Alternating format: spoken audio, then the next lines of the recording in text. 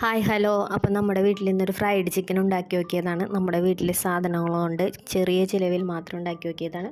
അപ്പോൾ അതിനായിട്ട് ചിക്കൻ, അതിലൂടെ 2 മുട്ട പൊട്ടിച്ച് വെച്ചിട്ടുണ്ട്, പിന്നെ മൈദ, പിന്നെ ഇഞ്ചി വെളുത്തുള്ളി ഉള്ളി പേസ്റ്റ്, മഞ്ഞൾപ്പൊടി, മുളക് പൊടി, മല്ലിപ്പൊടി, മസാലപ്പൊടി, കുരുമുളക് പൊടി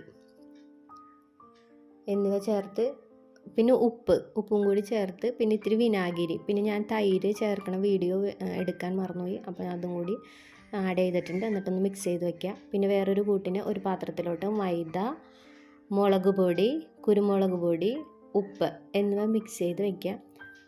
എന്നിട്ട് അതിലോട്ട് നമ്മുടെ നേരത്തെ വെച്ച ചിക്കൻ മിക്സ് ചെയ്ത് എടുക്കുക. എന്നിട്ട് ഒരു പാത്രം എടുത്ത് ഗ്യാസ് കത്തിച്ച് പാത്രം എടുത്തിട്ട് എണ്ണ ചൂടാക്കി അതിലോട്ട് ഈ ചിക്കൻ ഇടുക.